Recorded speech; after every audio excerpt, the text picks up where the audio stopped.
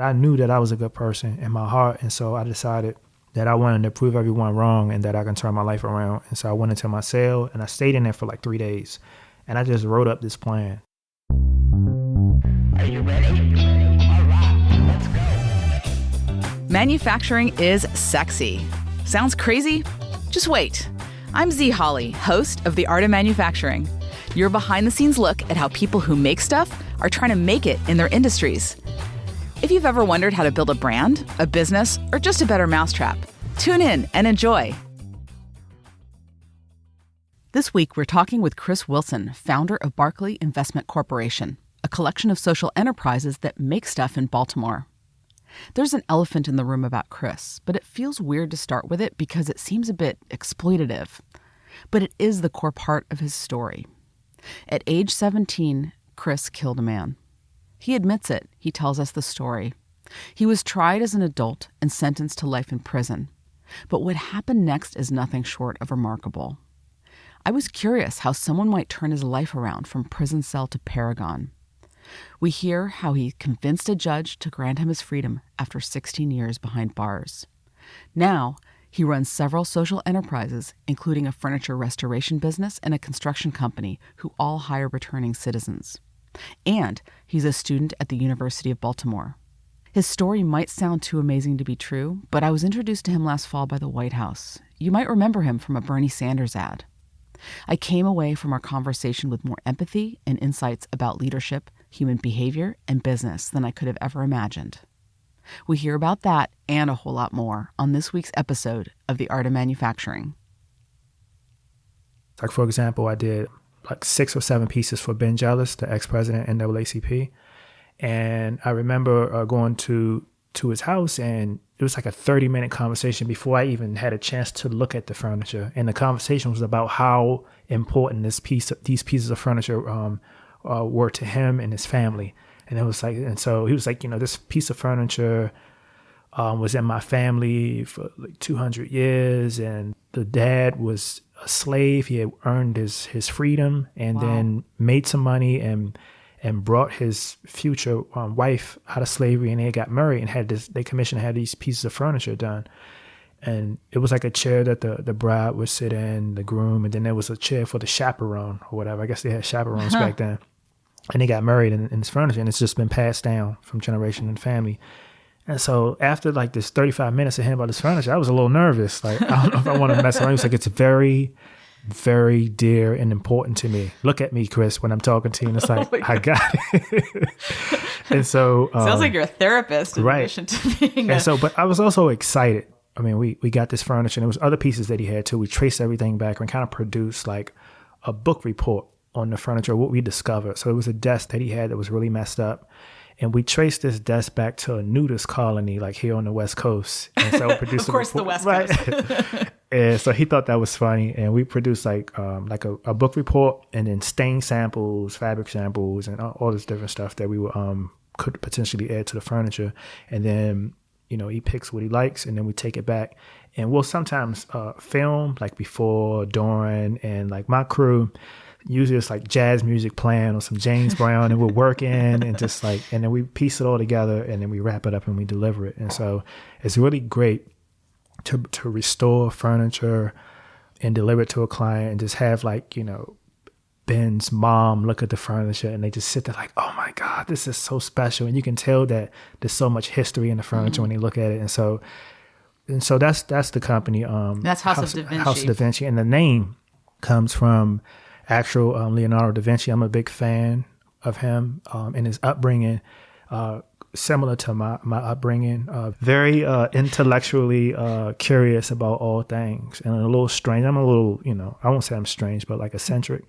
And so, but I really appreciate, Leonardo's like philosophy towards life and just nature and just the mechanics of things, and just like pushing itself. Oftentimes projects are presented to me, and sometimes I'm not really sure how I can pull it off, but I know like with myself and my team, we could probably figure it out. And so I just was inspired by Leonardo. So, and I call it like the House of DaVinci because we also just, we design fabrics, we do all kinds of things, and we push ourselves. So, I just got into painting and making art, and who knows, like maybe we'll be doing stuff like that in the future. So I make it purposefully vague. Really cool. And I love how you create the whole media around it too. So it becomes a whole experience for the customer. How'd you come up with that idea? I just try to treat people the way I feel like I would want to be treated. There's things in my house that's in my family, and when I look at them, I know that there's stories attached to it. And it's like, this is the sofa that my mom used to have. I think of like all the history and all the stories that's attached to it. And I think every piece of good furniture has stories behind it, and people want to hear about them. You want to talk about them. And I'm a storyteller as well. So it could be, redesigning some steps at someone's house, but, you want to wrap a story around it about, people that used to sit on these steps and drink moonshine or whatever. But, just try to make it cool. That's really cool. Also, you have two businesses, and you have another one? Yeah, so the other company is Barclay Investment Corporation. And the name, so it's a construction contracting company, but it's broken down into different divisions. But the name is named after a neighborhood in Baltimore City. At one point, it was a very violent neighborhood that I started working in when I came to Baltimore City. So I was doing community organizing and workforce development. And this neighborhood was controlled by a gang, Black Guerrilla Family, and a war had broke out. I think the Bloods, and it was a lot of killing in a period of a few weeks. 13 killings, mostly were young men. It was very, very unusually violent too, this war, and I helped broker a ceasefire. It's kind of secret. The details of it kind of secretly, but I would talk to these guys involved in this, and I was like, well, why are you guys like killing each other? I don't really understand, because like at first they were like just dealing drugs, right?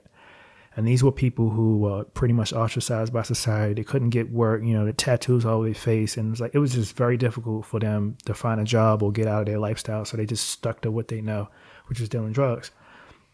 And like this war broke out, and I would kind of be like Socrates. I would sit down and try to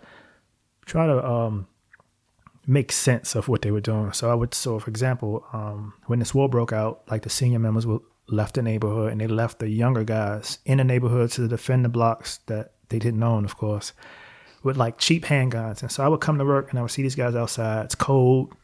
I would say, so what's up, Kevin? What's going on? It's like, nothing, man. I'm out here. You know what it is, Chris. And it's like, all right, let me get this straight though. Like, you guys out here, it's a war going on. You got to defend this block. You don't own the block. And you have 2 children, right? And it's like, yeah, I got 2 children. It's like, okay, but you guys are drug dealers. And because of this war and the shooting and stuff that's going on, you can't deal drugs because police are coming around, helicopters are here, everything. So like this stuff is just bad for business. It's like, what's your point? And I says, you should think of it as like a business. If you're in business of selling drugs, that should be your primary interest, right? Generate money, value for your shareholders or whatever, right? Not best this, return right? on investment. Yeah, this is bad for business. And he's like, what should I do? I said, what do banks do? Banks don't start gun wars. Like, they tax people, right? You shouldn't do this. He's like, what's your point? I said, my point is that killing is just bad for business. And, not telling you how to do your job, I just think it's a little crazy. Like, if I was a businessman, I would just want to do business and not this. And they were amused by me after a while, and eventually, like, the folks higher up kind of like listened to my advice, and they got back to doing what they were doing, which isn't the right thing. But, I feel like people in that space, if I couldn't offer them a way out or a job, I didn't get on them for like doing what they did in that environment to take care of their family. And so the name came from that. So the ceasefire was brokered. And what I started doing workforce development, I started identifying people with leadership potential within these gangs in this neighborhood and started helping them get jobs.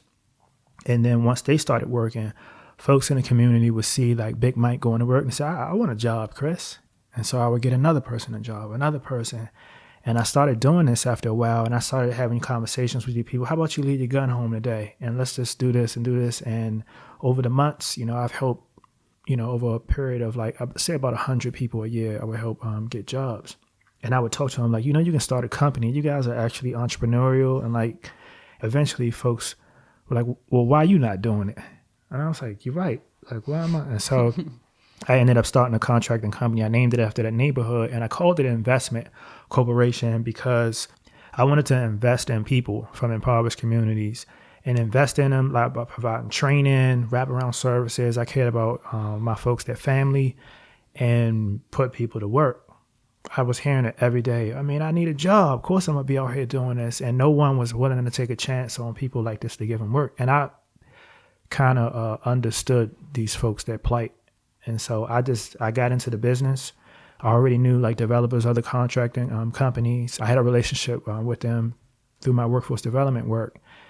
And once I formed this company with a few $1,000s, I immediately got work. So I signed the contracts, incorporated, went through all of the steps, and then, I made a phone call. I was like, all right, I got a building. Do you want to like do some interior demolition? And I eventually built an apartment complex in a nice neighborhood. And it just went on from there. And then we ended up going from like, no employees to 23 employees, and, the rest was history. And it just was a really, really good experience. I learned a lot, like Murphy's Law. Everything that can go wrong went wrong.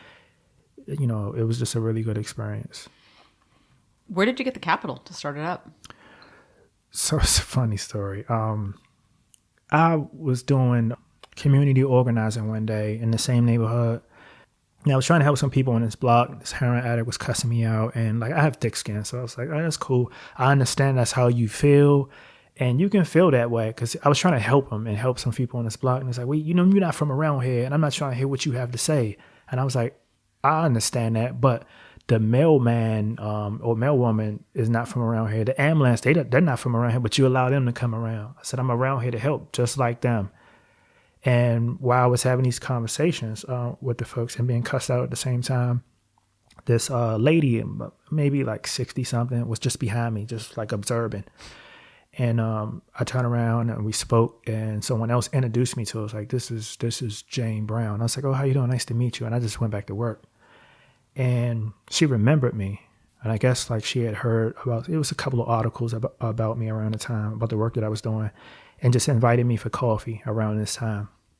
And it was just like, I don't know you. I'd like to meet you. We sat down. We talked about Baltimore City. We talked about the education system and just like how we envisioned like the future of the neighborhood would look. And at this point, I knew that she was like a president of a foundation, right? The Robert Deutsch Foundation. And she says, it's unfortunate that the foundation isn't set up to support a person like you. We usually support artists and education and stuff. And I was like, well, it's no big deal. I'm going to just keep working. She says, but I can do whatever the hell I want to do with my personal money. And I was like, what does that mean? And she just pulled out her purse and just wrote me a check for a lot of money. And I, obviously I was shocked. I was just like, how much money could you share? $24,000. Wow. Yeah. And cause she, I had like a proposal about how much money I needed. Right. And she was just like, how much? And she wrote me a check. And part of it was like, I needed like, a computer equipment. I just needed a whole setup. And I just was staring at it on the desk. And she said, what's wrong? Put it in your pocket. And I just couldn't believe it was the most money I've ever seen in my life, right? And then I just got to work. I started this company. I got my insurance. I set up, the website, just everything, and just, went to like paychecks and ADP, set up like my payroll system. And I was just rocking out after that. She believed in you. Yeah, she gave me, it was real interesting. She, I was like, I'll pay you back. She says, listen, 3 things, Chris. She says, first, I like you as a person. I like the work that you do. You have good energy. So I want you to never stop being the person that you are. She says, 2, I want to know about like these stories, these people that you help. Because oftentimes when I meet with someone like them, I just tell them about the people that I'm helping. There's nothing special about me. I talk about the special people that I meet.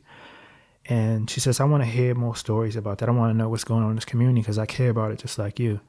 And then the 3rd thing, she says, if you're ever in trouble with anything in life, I want to be one of the people that you consider calling. And this was years ago. And, she's been more than like a benefactor to me. She's been like, just like a mom to me. Sometimes I'm stressed out and because accounts receivable and people are giving me all kinds of stories and getting paid. And I'm just stressing and I got to make payroll. I'll just call her and we'll just talk. And so she's been very, very instrumental in my, I guess, success. You have a board of directors or a personal board of directors or? Yes, I do. I have a handful of direct advisors and stuff for my company.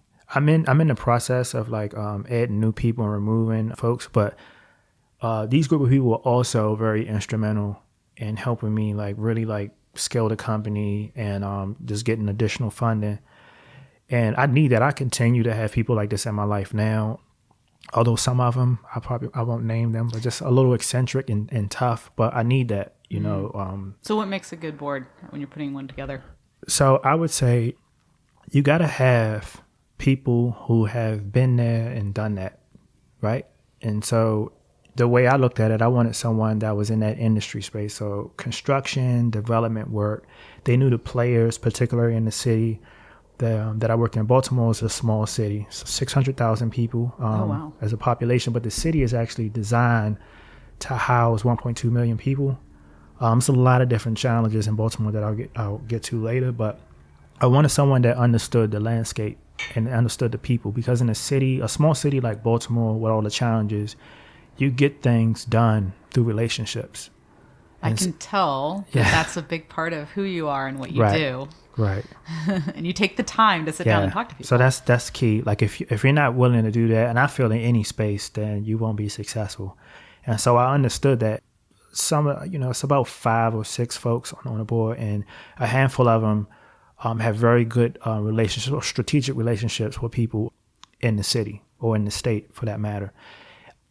I also had one person who was a CEO for a nanotechnology company who was just very good at finance and just going over like looking at the numbers and stuff. And, he was pretty intense, actually. So I don't want to name him because but it's pretty intense. But I really appreciated how he would look at my financials and my numbers and just, I don't want to say interrogate, but he would scrutinize the numbers and everything, and it would make my deodorant sweat. Like, I would just feel like early in the morning, I would go in. By the time the meeting was over, I needed to take a shower. But I believe that when you start a company or you pitching or trying to further something that you believe in, that type of scrutiny helps you articulate like your goals and your mission, and it just helps you become better. Makes you stronger, yeah. Right, makes you stronger. It's like someone says, all right, well, what's your elevator pitch? Like, what do you want to do? And you pitch, and it's like, why? Well, because of what? Well, what about this? And you need to be able to answer those questions, and it just makes you better. And so this person was able to help me answer all those questions and, raise additional funding.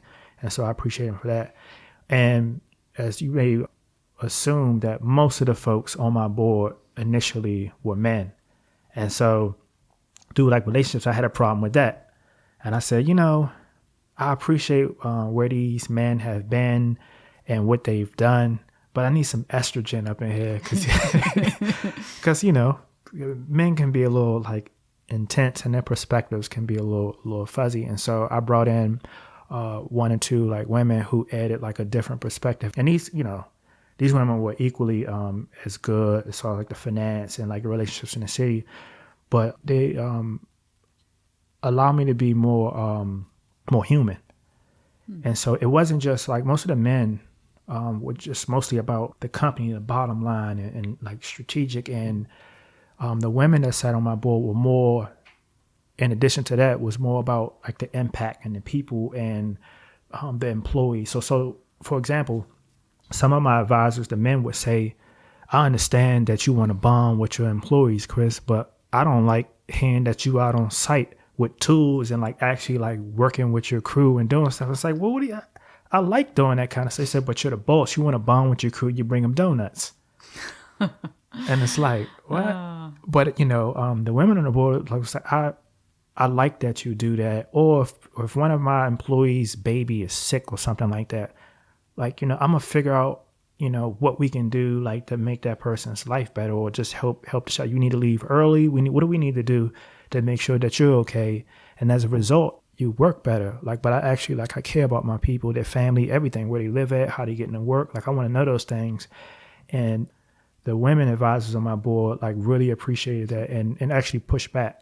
And so, and I define myself as a social entrepreneur. So I don't want to make money unless it's, it's solving a social problem, creating a job opportunity, or it's improving my environment in my city. And so it's just been a really interesting experience. But I recommend anyone to make sure you have a board or people, even if you don't have a business, just have people in your life that, you value their opinions and just listen and learn. because we don't live long enough to make all the mistakes and recover from them. Better to learn from someone else's, huh? Right. Well, so you are a social enterprise, and Yes. so you retrain, you hire and retrain Right. people that have been in prison. Right. And where did that passion come from? Tell us a little bit about your background. Right. So, no surprise, I am a returned citizen. So I went to prison when I was younger. I was actually a juvenile. And originally I was from Washington, D.C., grew up in a very, very violent environment, a lot of gun violence. Before the age of 17, I buried 5 of my friends. 2 of them died in front of me. And like those experiences, they stuck with me. They're still with me to this day. And I remember like even losing a friend and then having my grandmother wake me up the next day and just go to school. And it's like, I don't feel well. Like I'm crying. I'm trying to understand what I just saw. And it's just like, just go to school and figure it out. And imagine like a child, 12 or 13, you sitting in class and the teacher's like Charlie Brown's parents, just wow, wow, wow, wow. You're trying to focus. And so I grew up in an environment like that. My brother was gunned down, cousin gunned down in front of my house. My brother survived. My cousin passed away. And my mom, who at the time was dating a police officer who was a crooked police officer, think Denzel in Training Day, like a smooth, crooked, like guy. He was like that. And was very abusive towards my mom and us. And one day he came, he smacked me with a firearm, and I fell out unconscious. And I woke up, he was raping my mom in the house and in front of me. And then he took his gun, he bashed her skull in, the bone over top of her eye, caved into her skull. She survived, but she was never the same. And because he was a police officer, he got a little bit of time and like made parole in like a year. And so he started stalking our family. And so my mom never recovered from this traumatic experience. She fell into a depression. She started drinking and abusing prescription pills. And meanwhile, he was stalking our family. And in the state of Maryland around this time, there was no law against stalking, so they couldn't really do anything. And so I started carrying a firearm. All of us did, actually, And so he would call us and tell us, like, one by one, I'm going to get you guys. I'm going to get you. And just like one night I was just walking and I seen like these 2 men and they were just following me for a couple of blocks. And I knew something was up. And so I said, I'm going to go somewhere where there's a lot of people and it's lit. And I went to like a gas station in the 7-Eleven area and I seen some friends that I knew and I was like, hey, you think you can give me a ride home? And it was like, no, we going the other way, man. And I was like, all right. And I had a gun on me and I was like, all right, I'll figure this out. And they didn't care. They just walked up to me. And they said, we've been watching you. We're going to pick you guys off one by one. Don't think for a second. So one guy's talking to me and the guy to my left is circling around me and I'm trying to keep my eyes on both of them. And it's nighttime. I just panicked and I started shooting. And then so they ran in one direction. I ran in the other direction. But turns out I hit one of them and he died a few blocks away. And so I was locked up. I was charged as an adult. While in jail awaiting trial, some people came to my father's house where my brother was laying low at. They tortured my brother with a butcher knife. They carved him up. He survived, but they also cut my father's throat. He was home. So his mom was home too, my grandmother. And they did this in front of my family. So they watched my father die on the kitchen floor and then robbed the house. And so to make matters worse, I was sentenced to natural life in prison and I was 17. And so as you can imagine, like going to prison is like being teleported to another planet. So every day is humiliating strip searches. And I was, they charged me as an adult. So I'm in an adult prison. So humiliating strip searches, no privacy, no phone calls for the most part. Like I would call people they wouldn't accept. My mom refinanced her house to get me an attorney. And it put her in a really bad space because she wasn't working and stuff. And so she lost the house. And I got sentenced to life in prison. And while in prison, for a whole first year, I was just depressed. I was smoking weed and just staring out the window. I was like, I can't believe, that my life is over. I haven't even done anything. And like, I was feeling terrible. But I just started thinking about stuff that I had read when I was young. And, I felt bad that I had let the streets kind of take me away. And so I decided, I knew that I was a good person in my heart. And so I decided that I wanted to prove everyone wrong and that I can turn my life around. And so I went into my cell and I stayed in there for 3 days. And I just wrote up this plan. I called it my master plan. I said the only way that I could probably get out of prison and prove everyone wrong is to prove to them how intelligent I am. And so I said, I'm going to get my high school diploma. I'm going to earn a college degree. I want to study languages. I want to read as much stuff as possible. And some of it was kind of some silly things that I wanted to do. I wanted to buy my dream car. I wanted to write a book, people that I wanted to meet. But most importantly, I wanted to be free again one day and return to the same environments that I grew up in and create the opportunities that I didn't have growing up. And what I mean by that is oftentimes in my neighborhood, people would come through or visit, my uncles and stuff with some of them. And then when they came through, everyone had something to say. You guys need to get a job. You need to stop sitting around here. You need to do this. You need to get a resume. You need to get some clothes and learn how to, conduct yourself in an interview. And then they would leave. And so I didn't have anyone to look up to or have anyone to hold my hand to show me how to do these things. And so when I was in prison, as a young man, I think at this point I was 18, I said, I want to become that person that goes back into these environments that people tend to ignore and create those opportunities, or spend my Sundays and Saturdays sitting on a stoop, showing someone how to form an LLC or showing someone how to finance insurance and the pitch, their services or products to make money, to create job opportunities, to get out of that environment. And so that was my end game, the person that I wanted to become. And so once I typed this up, I sent a copy to my judge, one to my grandmother, and I just taped the other one on the wall. And so I just worked backwards and I said, all right, high school diploma. So I looked for some guys on the tier who were, book smart, and they started tutoring me. Of course, I had to pay a couple packs of cigarettes, and they would tutor me. They had a very interesting way of tutoring me. So this one guy in particular who was also serving life, he eventually became a brother to me, would say, I'm going to show you how to do this math problem, and I'm going to show you the shortcuts, and then I'm going to time you. And then I'm going to give you another problem, and you're going to have to beat the first time. If you can't get the problem right or beat your first time, you have to either drink this cup of water or you have to give me 25 push-ups. So I was like, oh, I'm down for this. And we did this for 2 months. We did it for 2 months. I put on a little bit of muscle as well. And I got my high school diploma in 2 months, and I couldn't believe it. And I was like, well, maybe I am intelligent. And so I took that same discipline that I learned. I took every vocational shop there was in prison. I got into the college program, did really well, earned a degree in sociology. And then once I graduated, I stayed in college and started taking psychology, behavioral psychology. I studied foreign languages. I taught myself to read and write in Spanish and Italian. All in prison. All in prison, yeah. And then we also got subscriptions to the Wall Street Journal. And it was expensive, so we had to pool our resources together and get the Wall Street Journal and share it. Wall Street Journal, Inc., Fast Company, Entrepreneur, all these magazines.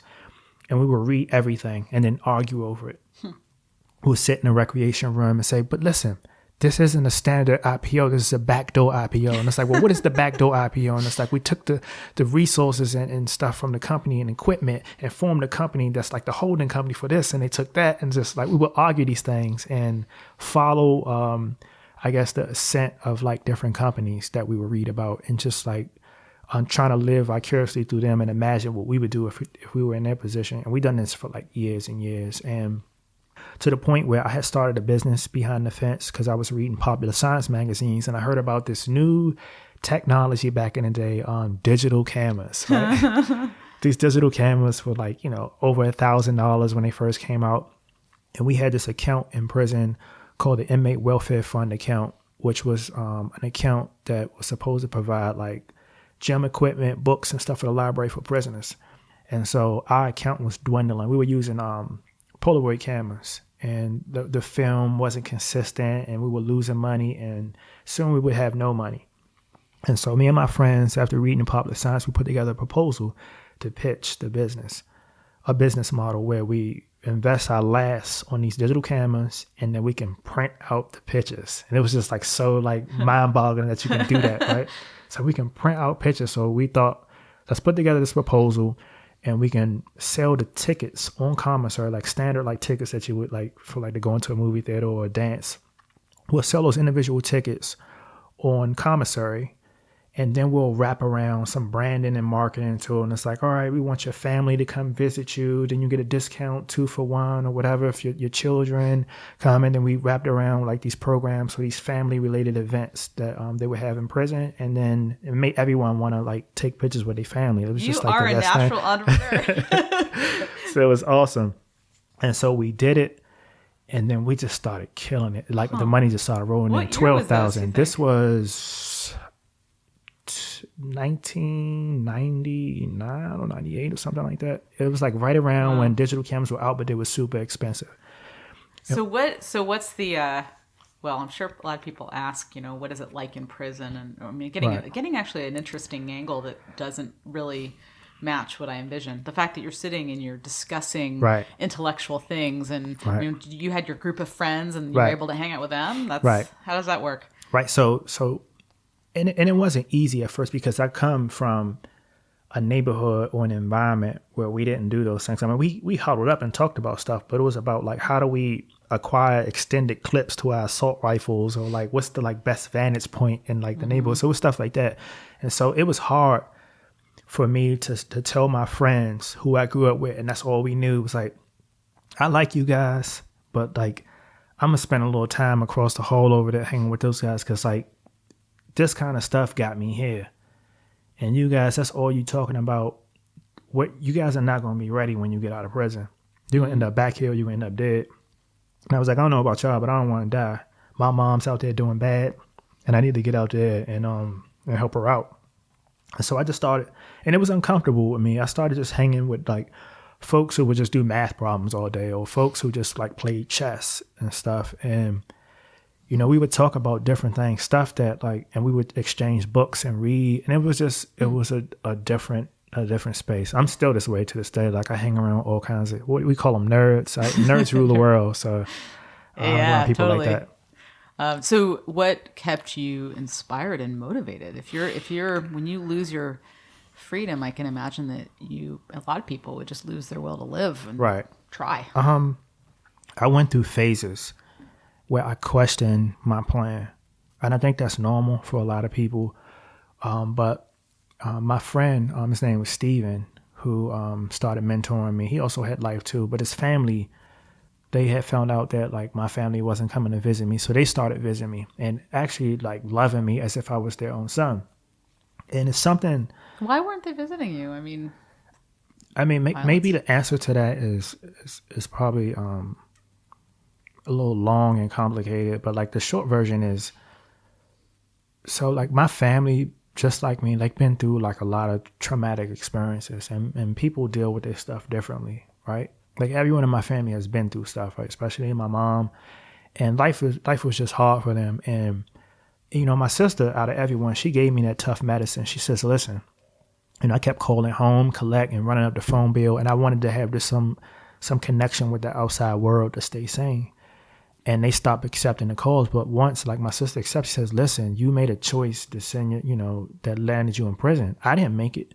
So I don't owe you anything.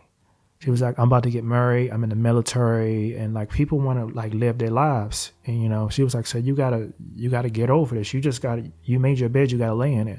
My mom's approach was like, you got life. And I don't really know what to say to you, and you'll probably never come home again. And she was suffering through her own depression because of the rape and stuff. And so everyone was hurting. And I felt like the healthiest approach for me was just to forget about my family and just focus on bettering myself and just getting out of prison. And so I just tried to forget about them. And that's just what it was. And thankfully, the Edwards family, they just would visit me. And it was very helpful for me because, just imagine studying something Italian for 2 years straight, every single day. And in prison, as you can imagine, everything that's on the street is in prison. So people getting killed, drugs and gang violence and just madness and absolutely no peace and quiet, right? It's just people screaming and yelling all day. And you're just trying to stay sane in this environment. And you question, and oftentimes, like, they would just throw parties in prison where it's like liquor from the streets and everything. It's like, Chris, come on, we got a bottle of Remy, let's party. And it's like, yeah, that would be like cool. And then it's like, I can't, because I got this plan. I want to get out of prison. And they said, dude, you never going home, man. What you thinking about, man? Listen, like, when you ever going to have an opportunity to drink this Remy VSOP, right? And it's like, I can't do it. And then I had people, that would just write me. Like my friend who I grew up with, Eric, he didn't come see me like every week, but like he would write me letters and like, I know you probably like stressed out or whatever, but keep your head up. You're going to make it out. And it's just those little words of encouragement and the people that would visit me sometimes. And I just didn't want to let them down. Actually, I call it a positive delusion. I had to delude myself to believe that I was coming home. Oh my God, you are an entrepreneur. Yeah. When people think you're crazy, yeah. It's like, I believed it. So. Oh my God. I was in prison, visiting prison a few months ago. Do you know DeFi Ventures? Yes. Yeah, I'm familiar it was with them. Probably my homies. Really, really powerful experience. Yeah, they're good people. And just the I don't know, the creativity and the dedication that they were putting to the program. Very, very innovative people in prison. Yeah, I mean, very. You have to be I think you have to be ingenious in a way to survive. Right. Any like short, interesting stories of ingenuity? Nah, not that I care to share. You're listening to The Art of Manufacturing. Join the conversation on social at We Make It in LA and our Facebook group, makeitinla.org/community. We'll be right back after this break. This episode is supported by CodyPie, a company that will work with you to turbocharge your awesome idea into an awesome software product or website. I'm a big fan because not only has their team helped the art of manufacturing, they support homeless youth and people with mental health challenges with both code and a safe space to learn.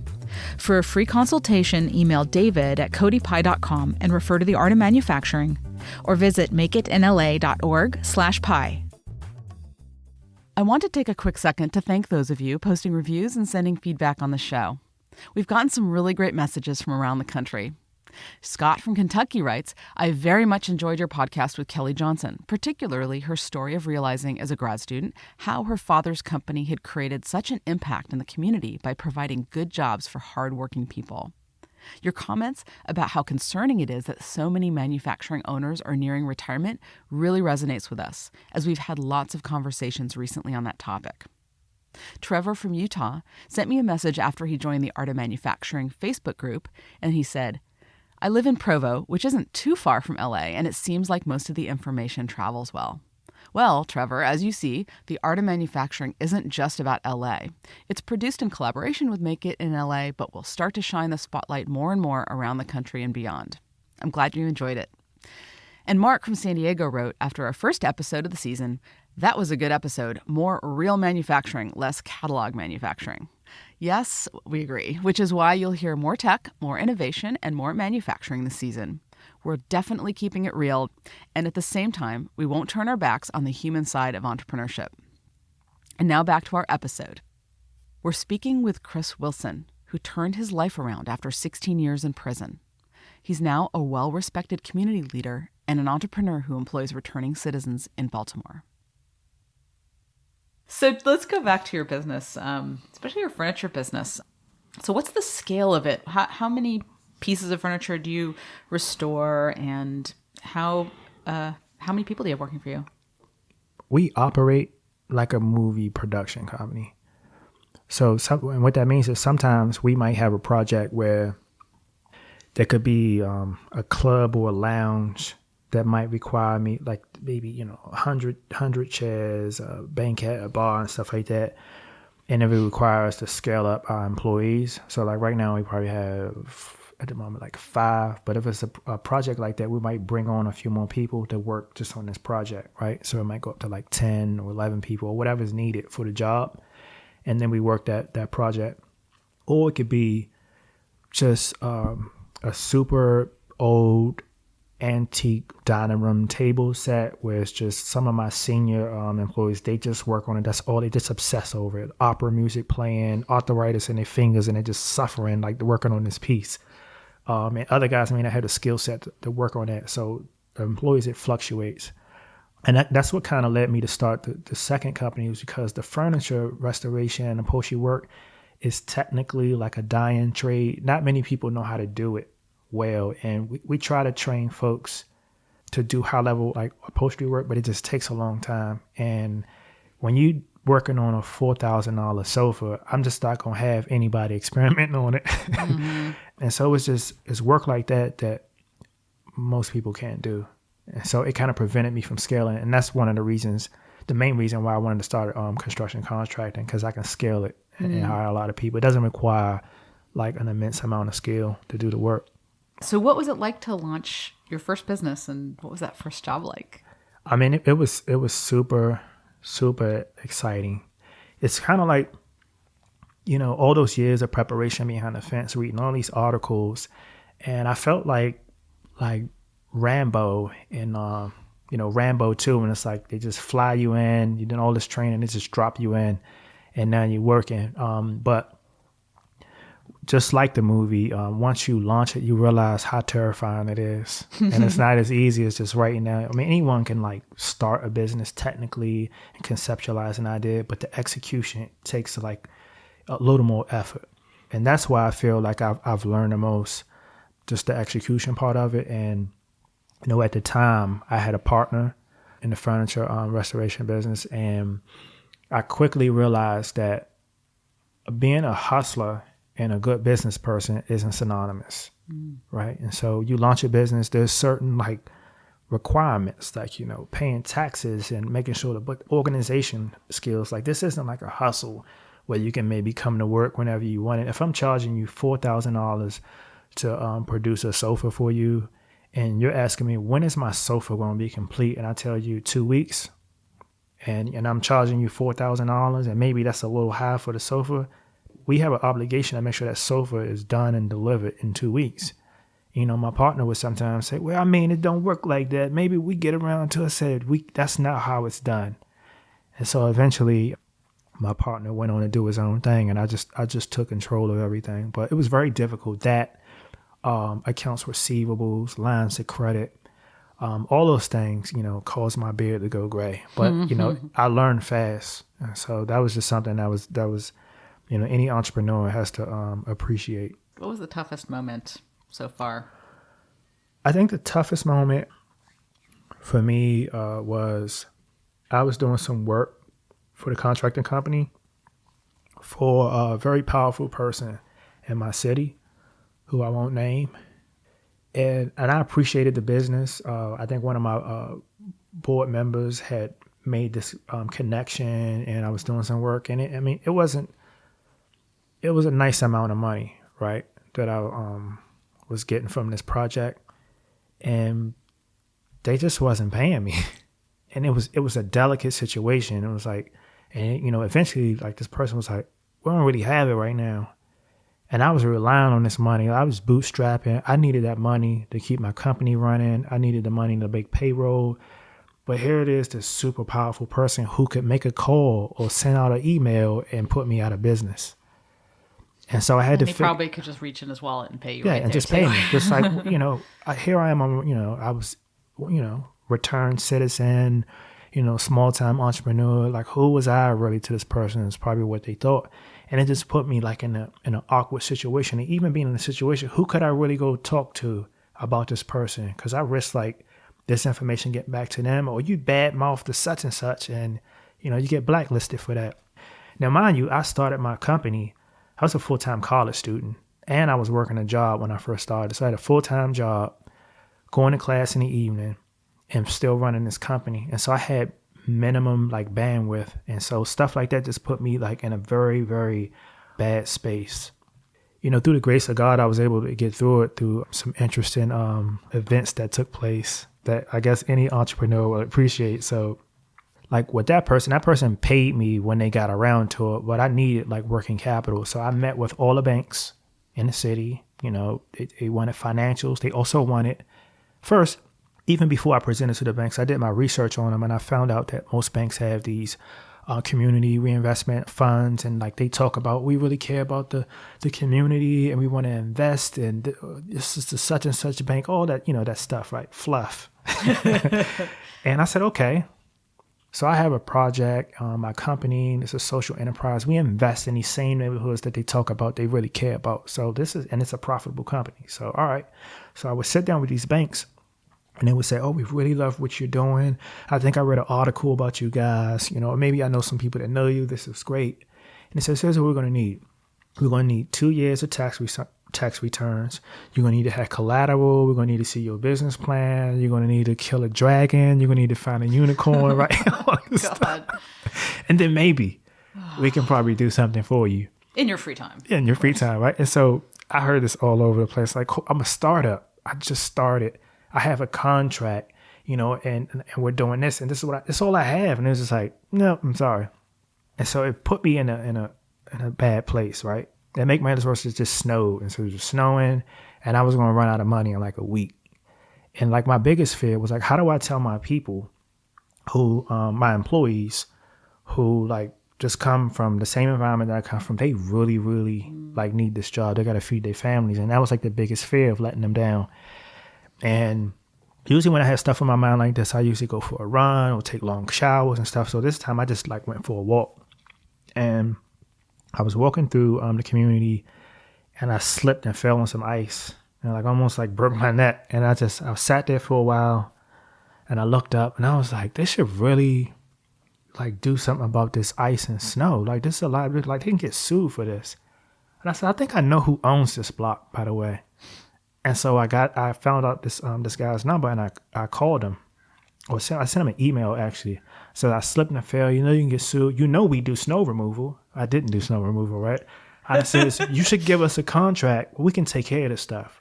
I know you're busy. I know you own the shopping malls. You own all this stuff. Give us a chance like to do this. This is easy work. So, Oh my God. this person, right? I can name him because he's, you know, whatever. He doesn't care. I talked about this before. His name is Mike Schechter. He called me back and he says, all right, hey, Chris, how about we meet up and then we just do a walkthrough to the neighborhood? I mean, he owned a lot of property and area in the neighborhood. He says, let's talk. And so we talked. And, you know, one of the things I learned in prison about reading all these articles and just in general and through college and sociology is about that relationship building, getting to know a person and not just having that heavy, hardcore American sales thing and just trying to close. Yeah. And so we just talked. We talked about the community. He learned a little bit about my story. I learned a little bit about him. And he did joke about, I appreciate you not trying to sue me or whatever, right? And then he says, look, how about this? He said, I like you. I like your story. I like what you're trying to do. So, and at this point, I realized that he owned like 5 city blocks. He owned a lot of stuff. And he says, draw me up a proposal to get rid of all the snow for me. And then the other buildings around here that I don't own, I know the owners, so I can talk to them too. And so let's just draw something up. So I drew up this contract, and it was like $3,500 if it snowed over 2 inches, and it was like one run through to get up all this snow or whatever. He just cut me a check. And of course, my crew was working on this project, about to run out of money. I just bought a $22 shovel from Home Depot, and I shoveled all the snow all day and made all the money. And then he called me again, and then he overpaid me. And I says, Mr. Schechter, this is too much. He said, just keep it. Wow. And it saved my company. Oh my God. It's crazy how things happen sometimes. I kept the shovel too. I still have the shovel in my house, a $22 shovel. You have to gild it. Yeah. On the wall. And so it was a tough experience for me. I think I was dating someone at the time, and she was like, you have no time for me. Like, what is going on? I would get in from school, try to do my homework, change clothes. I'm going out, I'm checking in on my crew. And she was like, well, what? I can't be second to this. And I was just like, I'm sorry. I'm married to the business. I'm married to the plan. Oh my God. But it was a tough experience. And I'm pretty sure I earned about 25 gray hairs in my beard over that experience. Oh my God. Actually, Kabira Stokes was our first episode on the art of manufacturing. And she just sold her social enterprise to Homeboy, Nice. which you just visited Yeah, yesterday. I was there right? yesterday. Yeah. Amazing people. Amazing. Yeah. And so, Amazing. you have a lot of the same mission behind Right. your organization. Right. I'm curious, what are the tricks that you've learned that other entrepreneurs might be able to apply about how do you pick the right people for your enterprise to work for you? How do you train them? And how is it different if they're actually, they've not been in society for a while? Right. I think despite where people come from or what they've been through, like people are people, right? And it's like Maslow's hierarchy of needs. People have like basic needs that need to be met. And like if you meet these basic needs, like in the hierarchy, it's like safety, water, a place to stay and stuff like that, then you can like self-actualize. You can fulfill like your dreams. And in my industry, like typical like construction owners and like managers, they tend to just look at the project and like they want you to come in and just work. And so as a social entrepreneur, or even take someone like the folks over at Homeboy, I believe that we look at people slightly differently. And so when a person comes to my door, I don't just think like, all right, I look at their resume and what can you do for me? Like that's typical, but I take it as I understand this person is probably going through something, has been through stuff. And so I operate like a tough construction manager, but also like a social worker. I really care about people. And I think actually caring about a person and being genuine about it and establishing that trust is instrumental. I don't look at person as just like a machine that can do work for me and I can like make a profit off of like their work. And I don't think folks over at Homeboy do the same way. I actually care about people, especially people who come from where I come from, because I know the importance of making sure people feel relevant. Like we need you in order to fulfill this mission. They know my story. They know where I'm trying to go. And most of the people that work at my company, they want the same thing I want. Like we want to be able to earn an honest living, want to be able to take care of our families. We want to be able to grow and do other things. And there's folks who used to work for my company who I've helped start their own company. And they doing their own thing. And I see them at the stoplight, stoplights in their brand new cars, and they give me the heads up. And I just think it's beautiful. I laugh. It's That's great. so cool. How do your clients and your customers react to? Do you think that you're limiting your pool of customers?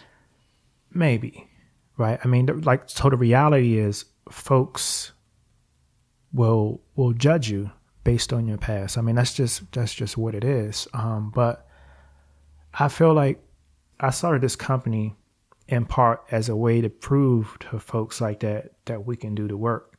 I mean, even some of my good friends, like Ben Jealous is like a big brother to me. He started out as a client for my company, my contracting company. He wanted a crew of people to come. He had just bought this house. He wanted a crew of people to come over to help out around the house, some light work and like, packing up some stuff and hauling off some stuff. But he had a concern about first initially me, my background, and then my employees. And he asked me, how do you vet these people? I have children. Like, what kind of people are you bringing around? And I told him, how my process of vetting my employees.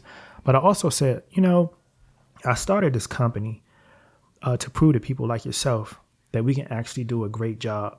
And so if you're uncomfortable, like with our services, like maybe you should just go with another company.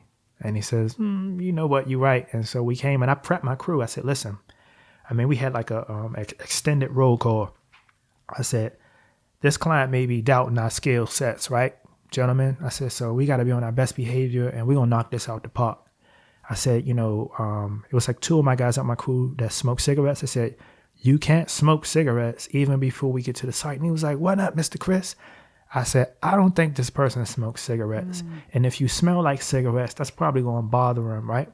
I said, nobody checked their phones, everything. Everybody's polite. It's Mr. Jealous. This is what we're going to do. And he was like, all right. I said, but also here's why this is important. I said, all of us has been to prison. People think we can't perform. People think this. It's like, I felt like I was out on a ledge, like just preaching to my troops. And we went in there and we knocked it out the park. I think we got like a $300 tip. Like we did a really good job. And I stressed that on all of my jobs. And so, I mean, there's going to be times where people say, we don't want to deal with you guys, but that's normal. But we're just going to keep trying to prove people wrong each job at a time. And so I look forward to the challenge. And you're starting to get recognized. What other kinds of unusual opportunities have you had? I mean, so last year was a pretty amazing year for me. Last year, I've won. I think in the state of Maryland, I've won every award there is to win. I even won a presidential award. Was invited to the White House. Was actually invited to the White House a couple of times, and that was. I hope you're not getting jaded. No, no, I wasn't jaded.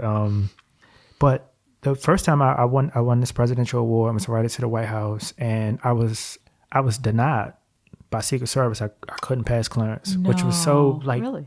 like just I got a letter from Obama, like I'm invited and I win an award and I can't pass security. Wow. And so I had to jump through a bunch of hoops, make calls. You mean jump the fence? No, definitely not jump the fence. I reached out to some of my advisors from my companies, and so they made some calls. It took me maybe 2 hours. I got cleared. And so I'm excited. My suit's tailored. I'm up straight. I'm just like so proud. And I kept thinking on the way walking up to the White House, I was just in prison, or I was just in like, look how far I've come in such a short period of time. And I'm smiling. I'm texting people. I'm taking selfies in front of the fence. And I get up to the fence and boom, I hear a gunshot. Someone pulls out a gun and points it at Secret Service, and Secret Service shoots the person. And so that day, I didn't get in the White House to receive my award. So that's why? Yeah. Because they're on lockdown. Yeah, so they were on lockdown. So I didn't get in that time. I still got the award. And the folks at the White House, they felt bad about it.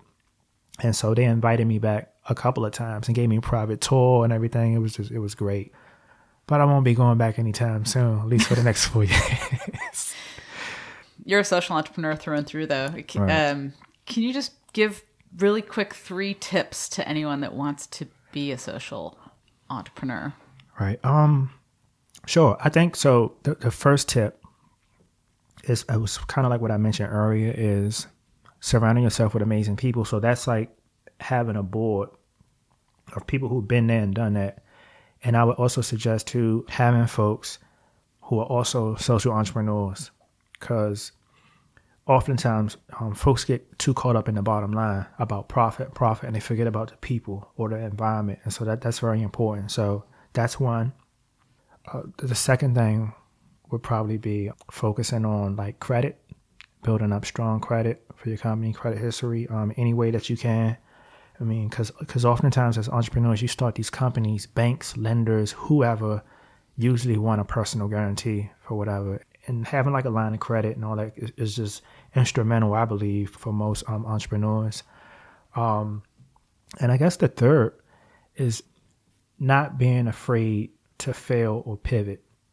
And so we have a term at my business school at the University of Baltimore that my professors would tell me, is that, all ideas, just because it's your idea, it's your baby or whatever, that doesn't mean like that is great. Sometimes, what do they say? Sometimes you have to take your baby in the room and strangle it. Right? And it's like, you can have this business that you launch, you think is great, you're married to it, you raised all this money, and it might not be a great idea. You might not be the person that can take it to the next level, or just you might need to shut it down. And you have to be bold enough to be able to pivot or just say this isn't working and shut it down and do something else. So do you have any free time these days? Yeah, so I'm having more free time as of lately, but I've deliberately started making time for it, like cutting my phone off at a certain time and just taking days like my Sundays where I tend not to work, and just making sure I have that balance in life. And it's an old saying of, or maybe I heard it in a movie, I think, just don't become your work. And so I love what I do. I love helping people, but I don't want to become my work. What do you do in your free time? I like to read books, and I just started painting. And so I've become like obsessed with like painting. So I like doing that, putting on some nice music, like some Spanish flamenco music or something like that, and just paint. What do you do paint? it for hours. A lot of abstract. Lately, I've been painting a series of criminal justice abstract pieces. Huh. And so for my birthday, I've got a gift from this amazing artist back in Baltimore, Jeffrey Kent. And so he gave me a gift of like a handful of art lessons. And so I usually go, and it's like the best experience because they're private art lessons, and you go in, and it's just this amazing studio, the 120 studio in Station North Arts District. And he has this really cool like house music, and you go in, it's just like, and then it's like all this cool art, and he's just like, here's the plan. So in art, Chris, your art should mean something, even if it's abstract. You want to tell a story. What's important to you? Like, how does this topic make you feel? It's also got to be dope. It's need to look good. It's going to be hanging on somebody's wall. And it's like, it's a real cool thing. And the next thing you know, 3 hours gone by, and it's showing me how to mix paint, how to sketch, and just, it's just amazing. Will you send me some pictures? Sure, absolutely. I want to see it. I mean, as you can tell, you were looking at that painting over on the panel over there. It's abstract, but I love abstract. Yeah, it's so great. So like, it's just the best thing in the world. It took me a long time to get there, but I'm here and I'm loving it. Amazing. Tell me about your 16-year-old self again, but from the perspective of what would he think about where you are today?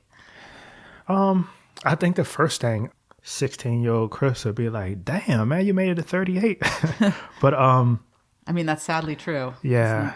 I think so like at 16, I had stopped playing the cello at that time, but I played chess. I was really into like reading and stuff, but at 16, I was at a stage where I was kind of keeping that private from my friends and stuff because I felt that others wouldn't think it was cool. And so I think 16-year-old Chris would appreciate the person that I am today. Like I don't really care what people think about me for the most part. I mean, some folks that I do, but like, reading, listening to jazz music, painting, and just chilling out and enjoying life and just not worrying about having to impress anybody.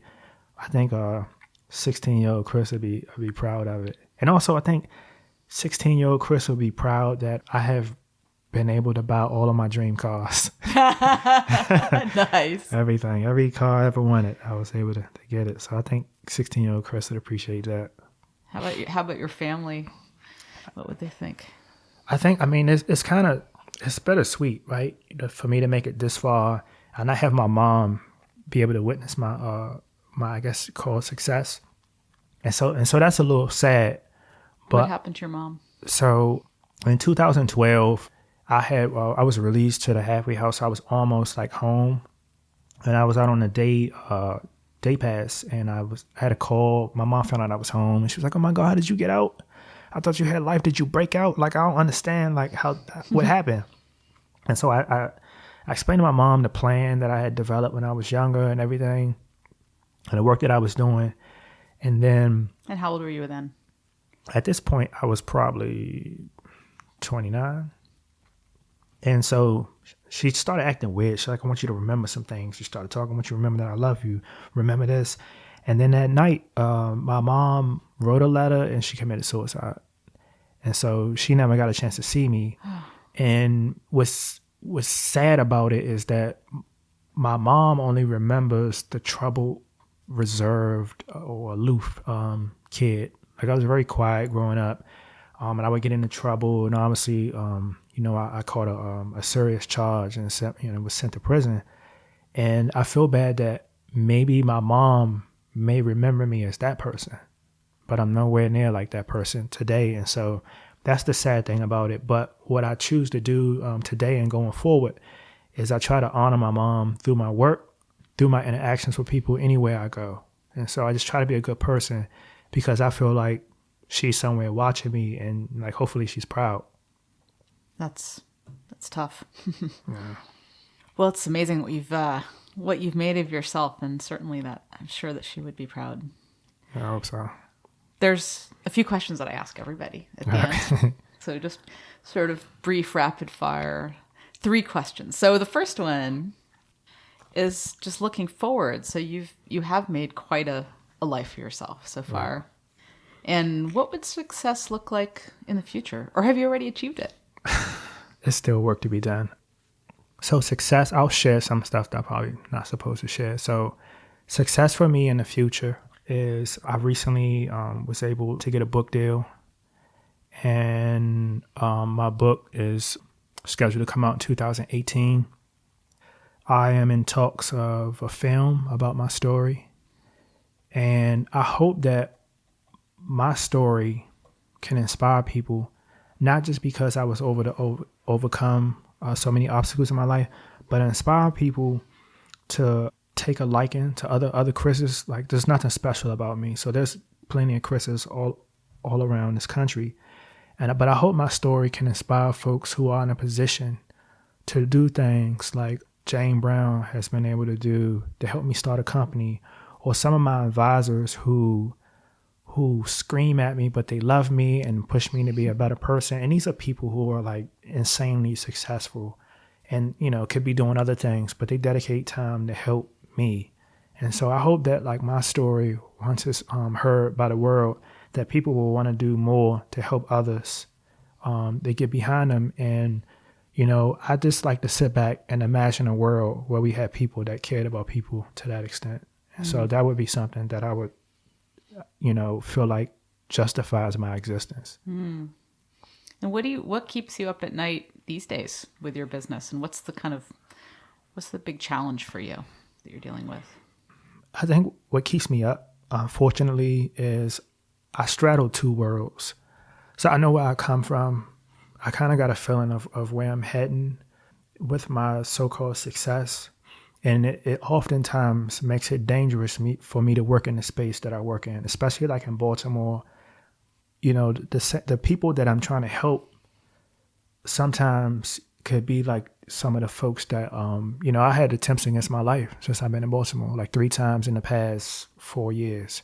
And so I worry about that. Because of what you do? Yeah, I mean, there's some folks in these neighborhoods, in these impoverished communities, like they don't see 20 years of hard work and stuff like that. They may see me, you know, in my suit, and it's like, well, I just want to take that from them. And so I worry about that. You know, sometimes people worry for my safety, and it's like I go into the toughest neighborhoods, you know, wherever, like, and I don't want to help people, but sometimes that could be dangerous. And so I don't really worry about myself, but like folks around me worry a lot. So that's just a concern. You're the first person that says that that's their biggest worry. Yeah. Crazy. It's such a different world. It's hard for me to even get my head around it. Yeah. I mean, I just worry about not being able to do more than what I'm doing. And I would hate for it to be like some tragic like accident, something happens to me. And so I got to be mindful and careful about like how I operate. But like, I'm not going to stop doing the work. I'm not going to stop being me. So I don't operate from fear. What's the one thing you wish you had known that maybe you can share with other entrepreneurs before you started your business? Wow, that's a good question. I mean, I guess I wish, I don't know how much taxes you got to pay and everything. I don't know. I have to think about that. So I don't know. Or any like mistake or regrets that you have? I don't know. I guess the one thing I wish I would have known is just being bolder and just like asking for what you want. Like I'm different now from when I sit down and conduct business. I'm obviously like I'm more comfortable, but you know, I ask for more. Like, you know, before it's just like, all right, well, how about this amount or just this? And it's like, listen, you know, I'm more creative with it now. And, you know, I ask for more and I'm more comfortable being at the table. Before it was just like I'm so nervous and I'm thinking like I can't believe like I'm here. This is a lot of most money I've ever seen in my life and I'm all worried. And it's like I wish I would have known that I actually belong at the table. I mean, it took me a long time, just, you know, a few years to just feel like I belong here. And so it doesn't matter where I'm at, in the White House or wherever, and I'm sitting down, I'm doing business, I belong there. And so I wish I would have known back then. I probably would have earned more money and created more jobs. Well, you're still young. Yeah. You have plenty of opportunities. Is there anything else I should have asked you about or you wish people knew? One thing that comes to mind is, was it Philadelphia that just passed a law recently about the ban the box? Yes. Tell me a little bit more about that. Yeah. So, I mean, speaking of policy, there are some things right now on the table that I've been advocating for. Last year in the state of Maryland, myself and a group of some other amazing people were able to come together and overturn the governor, which allowed 44,000 returned citizens to be able to cast their vote. And so that I was able to vote for the first time in my life, which, you know, made me feel like an actual real citizen, which was great. And recently, we have been advocating to ban the box on college admissions. You know, they have that on there. Do they really? Yes. So explain that a little bit more. So you go to apply for college, say for a person who has been to prison, it's already like, just like a nervous process. And you have this, have you ever been convicted? And you got to check the box. And we all know like that either will deter someone from even filling it out. It'll also allow, admissions folks to just take you off the table, won't even consider you, allowing you to enroll into the school based off of that, versus pushing that back later into the admissions process and judging people based on their academic performance.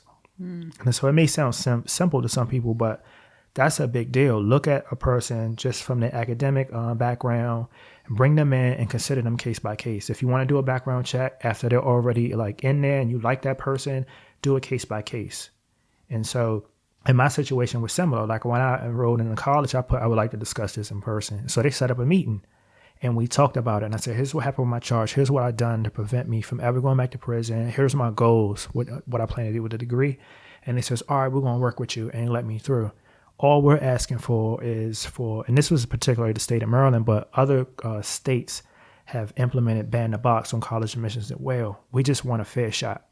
There's also talk of job applications. Absolutely, similar, right? yeah. So, and this was kind of like a spinoff from job application. We started there, but there's still much, much more work to be done in that space. It doesn't mean that you can't discriminate against somebody at some point. Yeah, really. Yeah, this is an ongoing battle. Consider. Yeah, we're just trying to chip away at the barriers. I mean, politics are tricky. You just can't just, it's not zero sum. You can't just get in there. You got to just chip away, and it takes a long time. You're doing an amazing job. It's really inspiring. Thank you. Thank you so much for spending your precious Sunday with us, because I know what that means to you. Wow, what a powerful story. It's so hard to boil down our conversation into just 3 pithy lessons. But weeks later, here are 3 of the many things that still really stick with me. First, Chris has a gift of building relationships, which is the foundation of how he does business. Whether it's sitting down with Ben Jealous for half an hour before even getting down to brass tacks, or creating a video to honor the history of a piece of furniture, or speaking respectfully to a heroin addict, which led him to meet a woman who became his investor. Chris knows how to connect with people and build trust. And even though some of Chris's board members don't think it's appropriate, he even insists on swinging a hammer with his crew every once in a while. Second, building a strong board and a network of champions early on is so important. I especially appreciated Chris's thoughts about the importance of being pushed by your mentors and getting a diversity of voices on the board, including women. And finally, I've heard stories about ingenuity in prison, but I had no idea that you could pool your resources to buy the Wall Street Journal, start a book club, or even buy equipment and start your own business. His digital photography service was just genius, and I can't even imagine how he pulled that off. But we also learned that hustle isn't the same as entrepreneurship. Many of the skills that land someone in prison or enable them to survive are important for entrepreneurship, but there's so much more. He was able to do it, and he's dedicating his life to help others do it too. It reminds me of a powerful experience I had in a maximum security prison last fall with an amazing organization called Defy Ventures. Their motto is transform your hustle. Maybe one day I'll share a bit of that experience and possibly even get Kat, the founder, on the podcast. I have to add, the finale of the whole story, the part with the mother, is just so heartbreaking. Hearing stories like Chris's just make me feel more thankful than ever for the opportunities that I've been given. Thanks for joining us this week. I know it wasn't a typical episode. Let me know what you think. Time to wrap it up for The Art of Manufacturing. Tune in next Thursday when we meet Nick Pinkston, the founder and CEO of Plethora. He's built an automated factory in the heart of San Francisco, of all places. Lots of important stuff to talk about, from advanced manufacturing and automation to the future of the workforce. Visit makeitnla.org for show notes and to stay in the loop about events, news, and resources. To chat with other like-minded manufacturing entrepreneurs, join our Facebook discussion group at makeitnla.org/community. Never miss an episode. Subscribe on iTunes, Google Play Music, or your favorite player. And if you like the show, do us a big favor and leave us a review. Or send us a message with feedback and ideas on Twitter at WeMakeItInLA. This podcast is produced by At Large and Dangerous in collaboration with the Make It in LA initiative and other partners. A big shout out to Peter Brandenburg, the producer and audio engineer, and our content coordinator, Heidi Carrion. Thanks for listening to The Art of Manufacturing.